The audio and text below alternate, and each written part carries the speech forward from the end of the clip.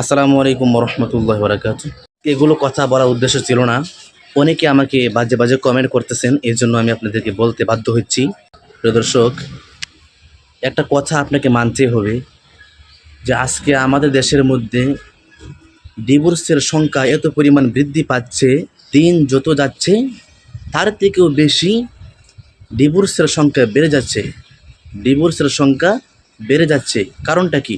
খবর নিলে দেখা যাবে একমাত্র মেয়ের মার কারণে অথবা অতিরিক্ত জিদের কারণে।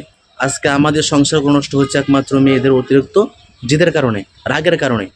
একটা কথা আপনাকে মনে রাখতে হবে, পুরুষ মানুষ সংসারের জন্য, পরিবারের জন্য, বউ বাচ্চার জন্য সকাল থেকে বিকাল পর্যন্ত মাথার ঘাম পায়ে ফেলে একমাত্র বউ বাচ্চা পরিবারকে সুখে রাখার জন্য, শান্তিতে রাখার জন্য।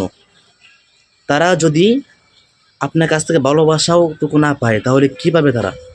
তারাও তো তাদের স্ত্রীর কাছে টাকা পয়সা, বাড়ি গাড়ি, ধন সম্পদ এগুলা চায় না।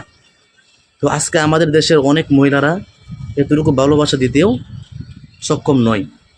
এই জন্যই আপনাকে এটা মানতে হবে, মেয়েদের ডিভোর্স হওয়ার কারণ একমাত্র অতিরিক্ত জিদ অথবা মার পরামর্শ তোলার কারণে, মার পরামর্শ নেওয়ার কারণে। আজকে যদি আমাদের দেশের মধ্যে এরকম নিয়ম থাকতো, বউ তালাক না দিয়ে মাকে তালাক দেওয়া যেত, তাহলে অধিকাংশ পুরুষরাই তার বউকে ডিভোর্স না দিয়ে তার শাশুড়িকে ডিভোর্স দিয়ে দিত, তার বউকে তালাক না দিয়ে তার বউয়ের মাকে তালাক দিয়ে দিত।